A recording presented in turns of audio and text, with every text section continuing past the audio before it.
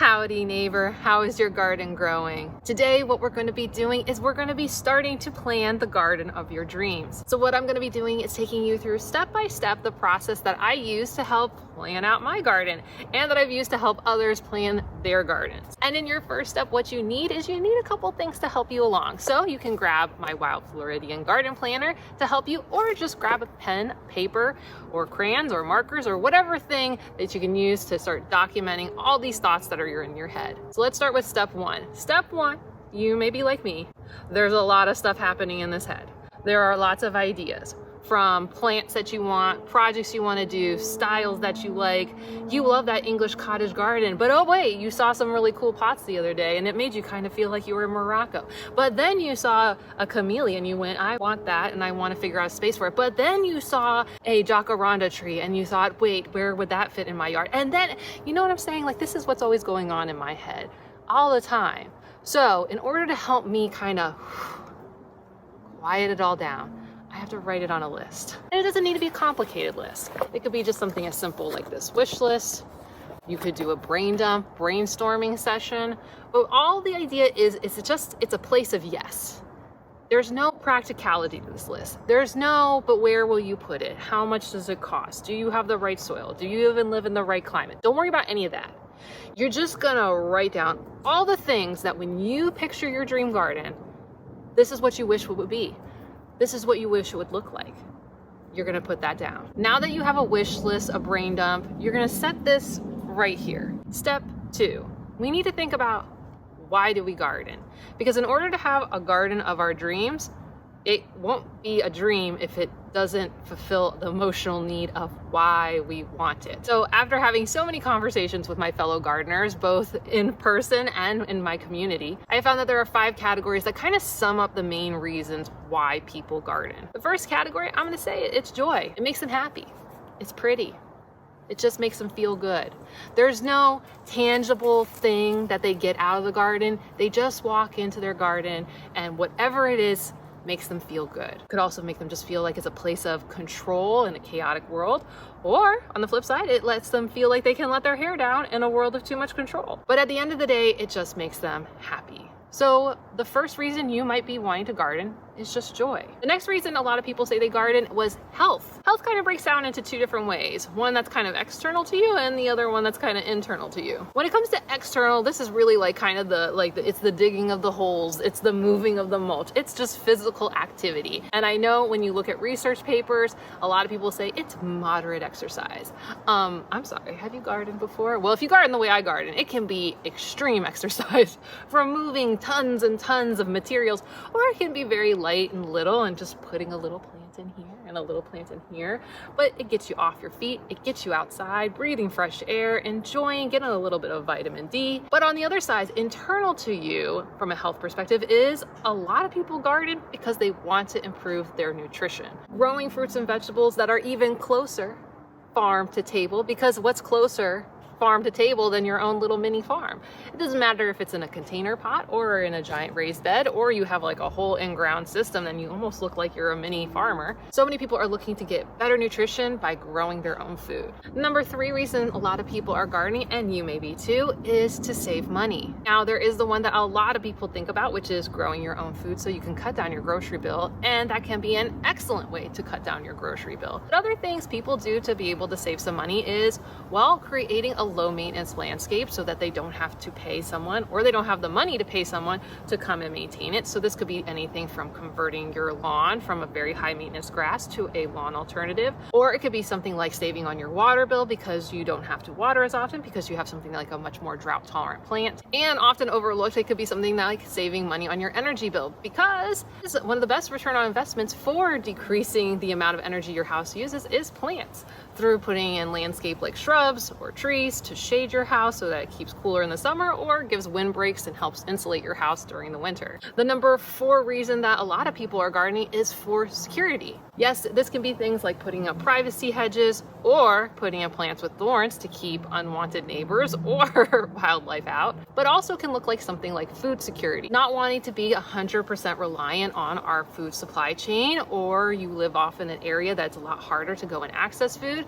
Food security may be something that you need to prioritize and want from your garden. And the number 5 reason is wildlife and environmental reasons. When it comes to why you may want to garden is you want to start building a habitat for wildlife. This could be anything from bees, butterflies, birds, or all sorts of other creatures. Other things this might look like is for you maybe about reducing how many chemicals are being used on your lawn or not overusing water, especially if you're in a drought area. A couple other reasons that you may be gardening for wildlife and environmental also could be that you want to sink carbon into the ground, whether it's through trees or building up layers of carbon through good soil, or you're looking to help have a lower impact on the heat that radiates off your property, and so you're adding plants to reduce the heat load of your property. Now, just to be clear, there is no right or wrong answer. There is only your answer. And you can, of course, have more than one answer. But I do challenge you to be, as you think through this list of reasons why you garden, is which is your biggest priority? Many people may find that they want to get joy out of it, but they really, really need to save money. You need to be clear about your priorities, because as we plan out the garden, you're going to have to make some choices. Oftentimes we can't do all of the things. We might be able to do a couple of the things, but not all the things. And it can't really be a garden of your dreams if it's not like fitting your dream. So take a moment and note down what is the reason. And of course, I would love to hear from you if you share in the comments, why do you garden? So let's talk step 3. What style do you like? Because here's the thing, while you might want to save money and get joy out of your garden or get security, but help wildlife, there's a lot of looks for these things. There's a lot of right ways you can do this. So I want you to take a moment to think about what styles of garden. Think about which YouTubers do you watch and what do their gardens look like? What kind of pictures on Instagram do you like? Pinterest, or when you Google, whichever one you want. But look at a bunch of pictures and start to think, what's the style that I like? When it comes to where I live here in Florida, there's some key styles that I see repeated over and over. One, of course, is that a lot of people like that English cottage garden look. It's kind of organized, but not. It's flowing and winding, and there's color and things are mixed together. It's got this natural, but not too crazy kind of look. Or we have what I would call the French manicure. It's tight and boxy, and everything has a very clear border with a border around the border, and very interesting styles and very much controlled look. You're not getting overflowing and winding. You're getting a lot of straight lines. Very clear, geometric shapes. But kind of in the style of English cottage garden, but with less focus on colors and necessarily just low mounding, and more focus on textures is what I would call the Japanese Zen garden look. It still has pops of color, but there's way more texture going on. It plays into that winding look, but it focuses on how different layers of green can really just pop a space and make it look really nice. But maybe you don't live in such a luscious zone, or you have a space that's a lot more hard spaces.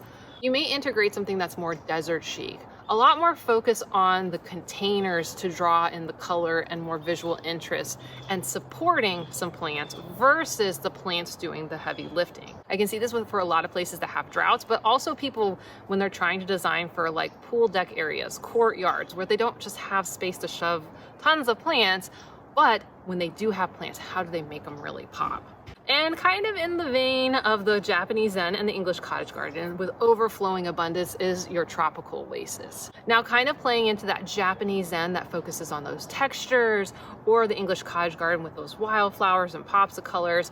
Tropical oasis, if you're really like that mounding, layering, winding look, but you want to get the feel of the tropics with vibrant colors and plants that can work in both shade and high moisture, you don't need to live in the tropics to get this look. Things like ferns and elephant ears and palms of all sorts can help give you this look. But of course, maybe you want to push out even beyond that and just go wild and free, using native plants and allowing the space to kind of do more what nature does. Not trying to manicure it to look into any of these looks, but just using the plants that are from your area and just letting them go. So we have our wish list, we have why we're gardening, we know what styles we like, but we also need to think a little bit about just like the plain old function of it. So it's good to say we want food and nutrition, or we want to support wildlife, but like, what aspect needs to be in there? Do we need to have a veggie garden? Do we need to have a tropical food, or an orchard, or flower beds, or a wildlife space? These very basic fundamental ideas, it may seem like we've talked about it, but we haven't talked about that. So I want you to create in step 4 another list that's just like, I want it to have a veggie garden. Like when I say food, nutrition, save money, I mean a vegetable garden. Or when I talk wildlife, I'm talking about a wildflower garden. Like that's the kind of like just basic, it's just functional. It doesn't have a style, it's just functional. I know we're turning the corner into step 5 and people are probably like, we haven't drawn anything yet. Usually most step-by-step guides already have us like drawing and measuring. How are you gonna draw and measure something? You don't even know what you want. This is the whole process of figuring out what we want. We gotta figure out what we want before we start like drawing. I mean, you can draw at any point you want, like feel free. Step 5, we need to just put down plant ideas. This is basically saying, if you want a veggie garden that brings you joy, what veggies bring you joy? Or you want to attract butterflies in a wildflower garden, what flowers that you already know about do that? But for many of you guys who are at the beginning of the planning phase, you just don't even know. And there's a couple ways to go figure this out. 1, you're on YouTube. There's lots of advice here on YouTube. I have lots of advice on YouTube. I would recommend going and finding list videos. If you want to attract butterflies, go find videos about attracting butterflies.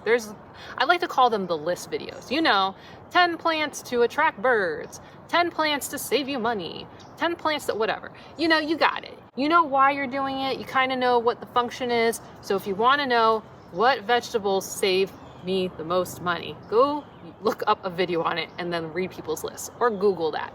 There's just lists all day long. Another way is you could just go over to some of your local nurseries. I mean the local ones, not the Home Depots and the Lowe's. Go to your local nurseries and just go like ask people, hey, I want to do this thing. What kind of plants would help me do that? I mean, you could go to your Home Depot and Lowe's too. I mean, sometimes they can be really useful and sometimes they can't. But if you want to just get your dream and your ideas going, just go wander around, go look at flowers, go look at vegetables that people are selling in your area, go talk to some of the gardening groups and just make a list. We have so many lists at this point. Do you realize this? We have so many lists. Now, what I want you to do is go back to that wish list and brain dump. And I want you just to look at that. Is there anything on that should go onto your plant idea list? Is there anything in that, now that you've thought about it, that should influence what style or function? Does it all make sense in your head? Just take out a moment and just like review that. Because sometimes, well, I don't know, you might be like shiny object syndrome, right? I've been showing you some stuff and you're like, oh, that seems good, I want that. But then when you step back and you look at your first list, do you still want that? Is that the thing you still want? Or do you just like what you saw and like now that you think about it, maybe that's not what you want? Again, no right or wrong answer, just your answer. So now that you got all this ideas, you know, and you can kind of see it in your head, this like image is starting to form. I want you to go out in your garden and go pick the space that this is gonna go be in. You may find that you have a couple of different spaces, but like out of all of them, for your next project, like which one are you gonna go do? And if you have my planner, at this point, we wanna go to this page, the project page. Give your project a little name. It doesn't have to be complicated. I'm really bad at naming things, so I'm very literal. I'm like, north side of house, vegetable bed. Like that's what I write. Or south house, wildflower bed. But maybe you're more creative than I am, which would not be surprising. You probably are. Probably want to have some sort of beautiful name, like you're going to write something super creative. Please share with me because it helps inspire me for naming conventions. Honestly, I used to joke about when I was going to name my boys, like I was just going to name them boy 1 and boy 2 because I'm really bad with being creative like that. But give yourself a little project name. And now what we're going to do is we're going to go and measure out the space. Now, if that feels super stressful to you and you're like, I don't have a measuring tape long enough, you don't need to overcomplicate this. All you need to do is have a couple of feet and then just start walking. It's gonna look a little something like this. You're gonna just walk it. Now don't put yourself feet to feet, especially if you're a lady. Our feet are not a foot long. So what you wanna do is you wanna just take a step with a little bit of a gap, and that is 1 foot.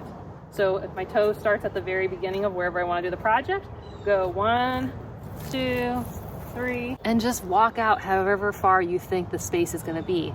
And then just start noting that on your piece of paper. So is it 8 feet by 4 feet? Is it 3 feet by 2 feet? Whatever. No right or wrong. This is an ish. And honestly, all you need is an ish. Now that you've got the rough measurements, just draw that out. go ahead, put it down on your little grid paper or just on a random piece of paper and know how big is the space. Next thing I want you to do when you're drawing out the space is I want you to know which way's north, which way's east, west, south. We're in step 6 still, but we kind of are doing like sub steps right now. So first we walked out the space and we got the measurements. 2, we drew that down. 3, we went and we figured out which way was north, east, west, south. The next thing you're gonna need to do, which is like step 6.4, is you're going to map out any structures that are gonna create shade for this garden. So your houses, your garages, fences, giant trees, anything that as the sun moves around throughout the day and the year that are gonna throw shade onto that garden. I want you to think about that. Now, a few of you right now are going like, but what if my drawing is bad? What if my drawing is ugly? Don't worry about this. This is for you. This is not going up on the wall of some museum. This is just needs to be clear enough for you to know what you were thinking. That's it. That's it. The first plan you ever draw is gonna be like, or maybe it'll be great, who knows? You won't know until you do it. But the next one and then the next one and the next one, you get better over time. You only get better unless you practice, okay? But why does that matter? Okay, well, step 7, what amount of sun does your space get? Because we must answer the question, is it full sun, is it full shade, or is it something in between? Because this is gonna make the difference on which plants are gonna work or not work in the space. And that goes for everything. Whether you wanna go with tropicals, vegetables, fruits, native wildflowers, it doesn't matter. We need to know what kind of sun, because full sun plants don't like full shade and full shade plants don't like full sun. That's just how it works. So now we know whether it's full sun, full shade, or somewhere in between. And for, of course, my Floridians, we know that full sun means a whole bunch of different things. But a couple other things you might want to think about. This would be step 8. Is there any infrastructure that you want to do in that space for this project? Are there things we're going to build for it? So are we doing in-ground beds or are we doing raised garden beds? Other things, do you want other structures like trellises? Do you want arch trellises, flat trellises, obelisk trellises? Sometimes these are just for the look. I'm all about it. I love a flower going up and over a trellis. Yes, give me blue ocean morning glories. Yes, give me jasmine. Oh yes, I love it. Or maximizing space, I've got Puerto Rican black beans going up and over mine. Yes, trellises can be amazing. Maybe you're using those to maximize your space and maybe potentially offering a little bit of shade to some of the plants around them. Do you need to add any irrigation into the area? Do you need to raise the area a little bit? Maybe it's a little swampy and muddy. Just some questions to think about as you're thinking about your space. Now, as you've thought about all that, look at your space and go sketch out some things.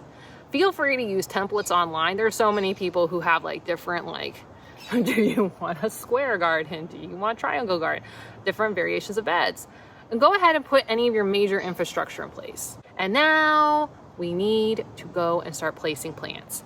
So step 9, whatever key priority plants that you are thinking for this, I want you to focus on the top plants that both fulfill what you want, why you garden, plus the style, plus the function. I want you to think about those because in step 9, on that short list, I need you to go get the plant spacing. Because in order to be able to draw plants into your picture, you need to know how close they can be to each other.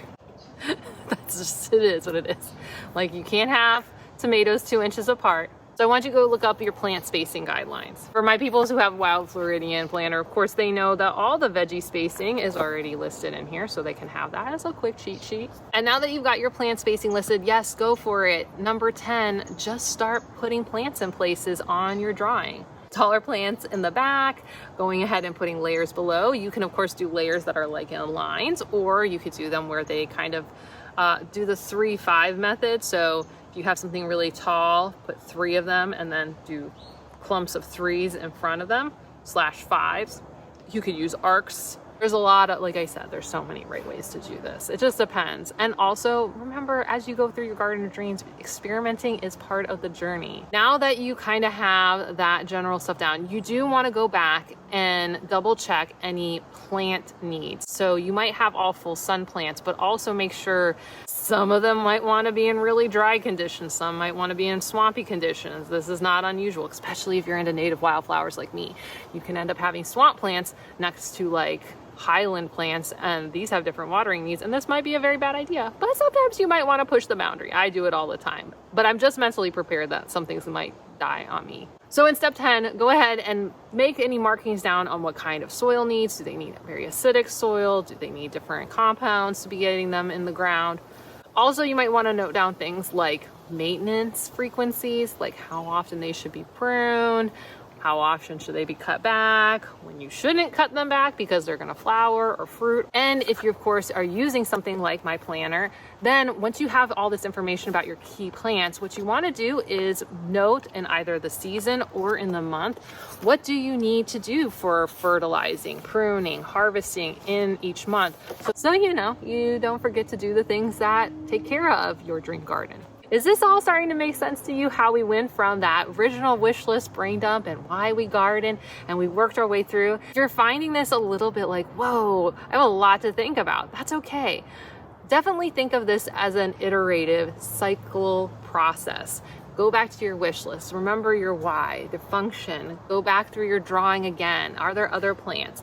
You don't have to overthink it, and if you're feeling a little overwhelmed, that's okay. You can cut out as many of these steps as you want. You can still create your dream garden through experimentation. These steps are just to help increase the chances that you get there faster and quicker and on the first try. Actually, part of creating the garden of your dreams, what's a process? It's a journey, and that I find is more of the dream than the final product. So if you're getting excited so that you can plan your dream garden, you can pick up, of course, my planner at www.wildfloridian.net/planner. And if you're looking for some inspiration on a wildflower garden, go ahead and check out this video right here. Or if you want to know what got me some of the best return on investments and helped me grow 500 pounds, go ahead and check out this video right here. Okay, I'll see you soon. Bye.